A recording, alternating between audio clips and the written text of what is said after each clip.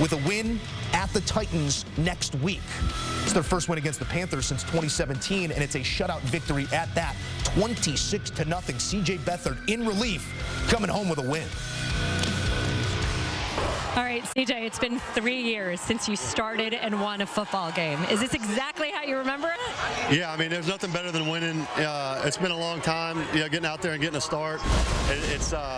I'm just blessed for the opportunity, blessed to be on this team with this group of guys. The defense played great. The guys around me played great. O-line, Travis, they ran their tails off, and it's just a great week. As a backup, you don't get a ton of opportunities, so when you do, it's great to get in here and get a win, and it's nothing better. Helps a little when you've got a guy like this who's making the other quarterback's life not so fun.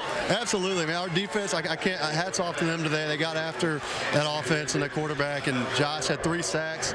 He was tearing it up like he always does, and it was just fun to watch him play free and have fun out there.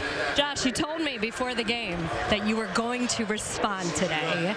You got the franchise record. You beat your mentor, Calais Campbell. You had the 3 sacks. What was working so well? I think it just started with Monday. We came in with a purpose. We had to sit down all together, a much needed talk. For grown men, we need to talk sometimes, man, and we all needed it. Yeah, I think it started right there. And then that Monday, Tuesday, Wednesday, Thursday, Friday, Saturday, up to this point, I was prepared. The defense was prepared. Off CJ, you talking about me? We practice CJ every day. We know what he's capable of. We know the talent. We know everything that he can. The grit, the toughness. Banged up, made a big play. Like just hitting the dude. That was amazing, by the way. I celebrated really hard for that one. But we just got trust and confidence in this whole team, man. And hopefully this is the building block to what we need to achieve. And it's on to the next one. Last one, you said that CJ is so talented. He has a hidden talent. He can sing. You think you can get him to sing for us? Should have told him that. Now he's going to have me sing in the locker room or something. Hey, if I'm not a rookie anymore, I don't have to do it. So. You sing? No, I mean, I used to sing back at now. Play guitar. All right, gentlemen, enjoy this one, and we'll see you next week. Appreciate it. Thank you. Take care.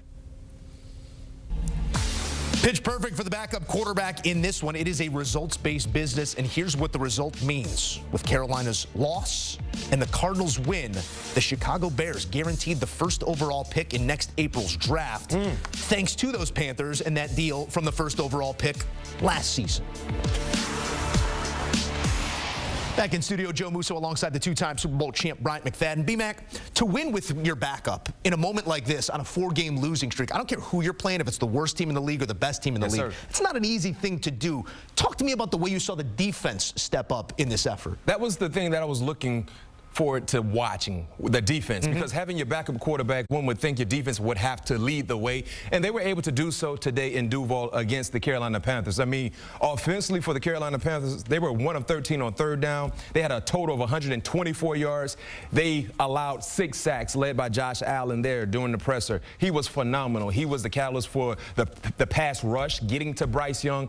They made life miserable for Bryce Young, and this was something that we needed to see from Jacksonville, because over the last few weeks, they wasn't living up to the standard. When you talk about the personnel they have on their defense, they wasn't as dominant as many thought they should be. But getting back in an opportunity to be able to play against a team that's been going in the wrong direction with a lot of holes, being a very, very vulnerable offense, they were able to exploit those matchups in their favor. And then, of course, CJ Beathard, Travis Etienne, a bright spot. We haven't seen a lot from him over the last few weeks. It was a great thing to see him get into the end zone.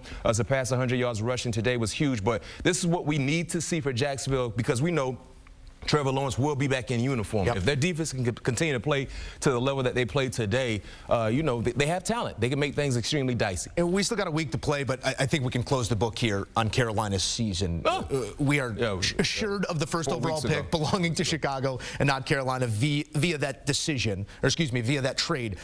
Mac, as you look at Carolina and what this season has been or has not been for the starting quarterback, what needs to be done first in order to ensure he's put in the right position to build and move forward? Add talent. It's going to be difficult because, as you mentioned, they don't have a first rounder, so they need to find a way to get resources to be able to add talent via the draft or via free agency. But I'm not one to say Bryce Young is a bust. I'm not one to say Bryce Young is not the answer at the quarterback position. Give him time, but for him to be able to establish the skill set that we know he has, they have to add talent around the young quarterback.